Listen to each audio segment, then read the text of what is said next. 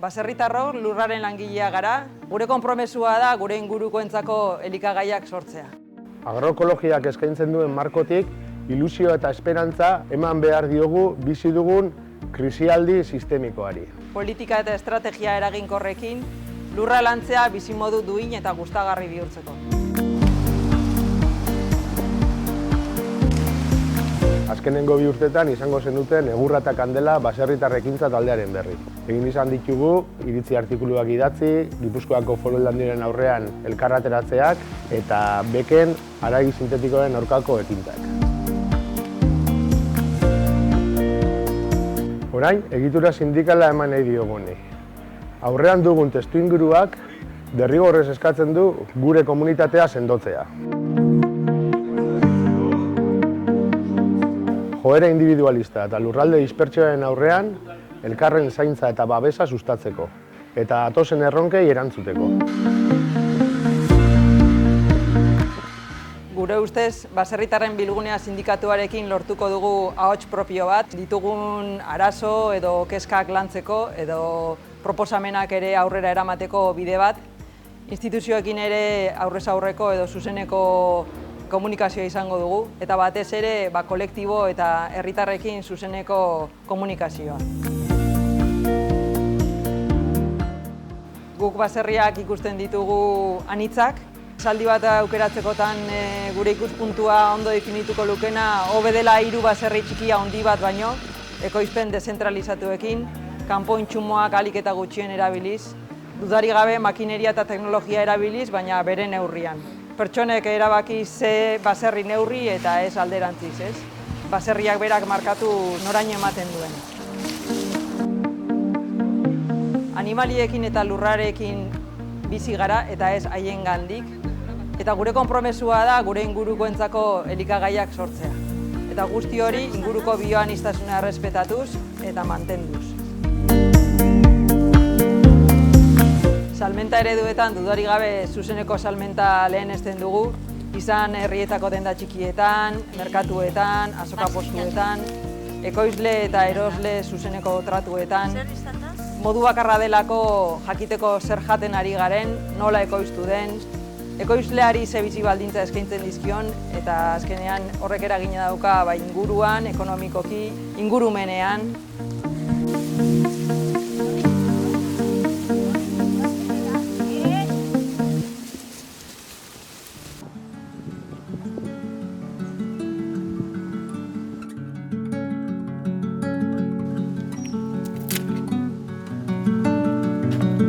Kelo naiz, Lundaberri baserrian bizi naiz, Beizaman, eta hemen dakagu Lekako sedea, hemen egiten dugu hasi ekologikoak baratzako.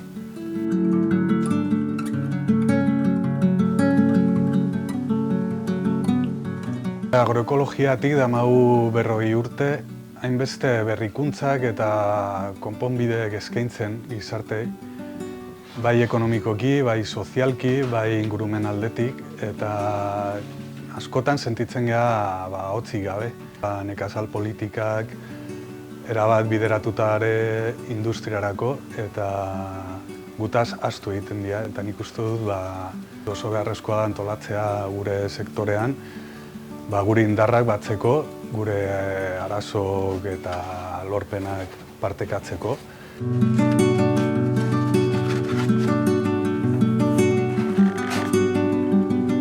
Eta nik uste dut krisi ekosozialen aurren batuta egon behar gara baserritarrok.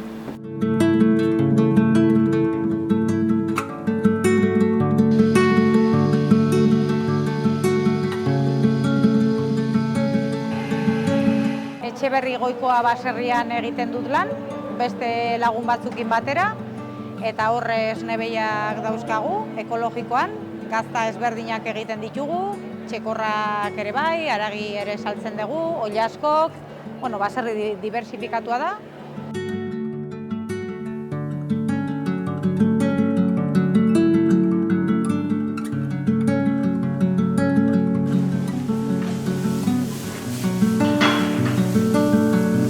Garbi duguna da, aurrera begira, bai ekoizpen eredua eta bai konsumo eredua aldatzea beharrezkoa degula, ez? nahi baldin badegu gizarte hobego bat eta modelo iraunkorrago batea eruntz jutea, baserritar bezala eragin nahi dugu eztabaida horietan eta tresna falta ditugu. Eta hortan ikusten dugu olako bilgune bat beharrezko degula.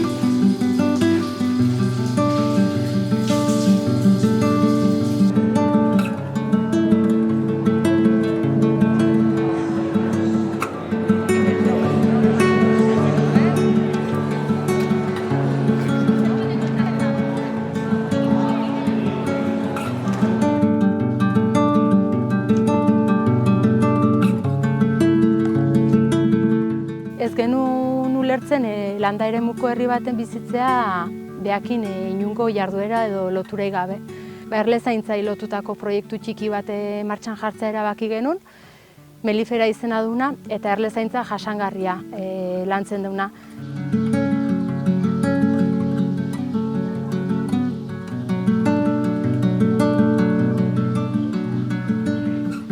Irakurketa historiko bat ere egitea ezinbestekoa dela, ez?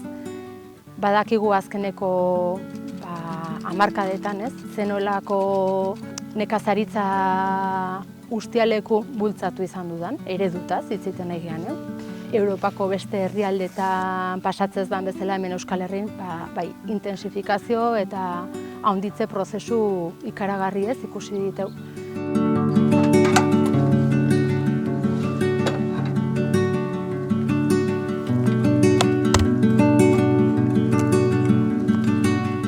Ez lehenoko baserri edo lehenoko erako hori, baizik eta gaur egungo jarduerak ere bultzatu, babestu eta saretzen dituen egitura baten sorrera ezinbestekotzat ikusten dut, gaur egungok ez diolako erantzuten gure beharrei, ez?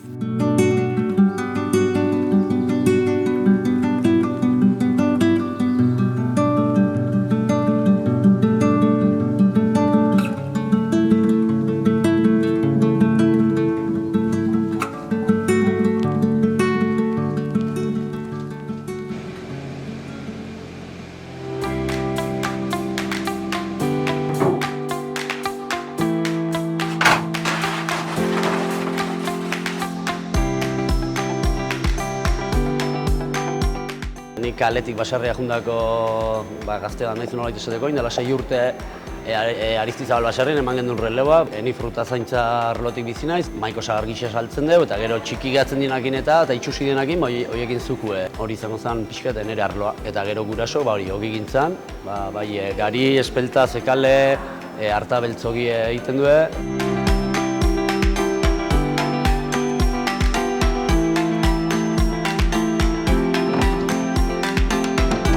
Eta bueno, esaten den bezala, guztoko leku ez omen dago aldapaik ez, baina guztoko lekune aldapak egoten die.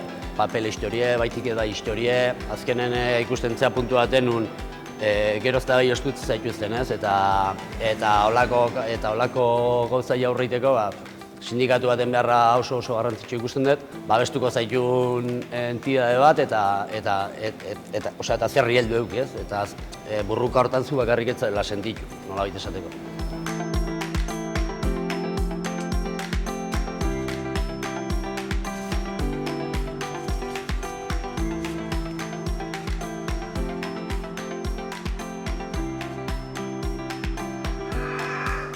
Euskal Herriko isurrialde atlantiarrean orain arte basogintza eredu intentsiboa landu da, batez ere. Pinuan oinarritua, leku batzuetan eukaliptoa ere badago. Basogintza eredu honek irabazi ekonomiko batzu sortu dituela baserri munduan eta landaguneetan, baina uste du baita ere kalte ekologiko batzuk eta eragin dituela eta baita ere langile lan baldintza kaskarren bizkar landu dela eredu hau. Guk espezie aldaketa baino eredu berri bat proposatzen dugu. Kontuan hartuko dituena, arazo sozial, ekonomiko, ekologikoak guztiak. Bertako espezietan oinarrituta, eskuhartze bortitz gabe, basoaren estaldura mantenduz, eta beti ere langileen segurtasuna eta lan baldintzak lehen lerroan jarriz. Tantaien uste dugu oso garrantzitsua dela horrelako elkartea sustatzea, denon baldintzak hobetzeko eta benetan jasangarria izango den lehen sektore bat bultzatzeko.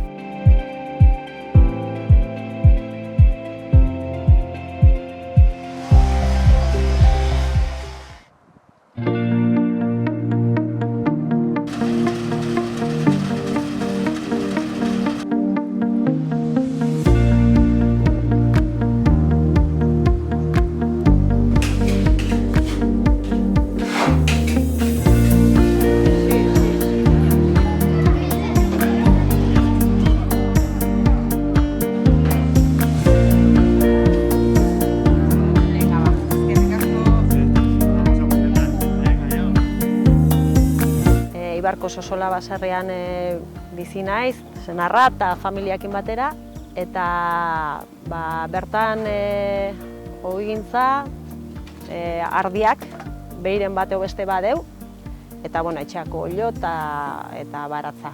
Salmenta zuzenetik eta biziga, eta denda txikitan saltzen deun generotik bizigea.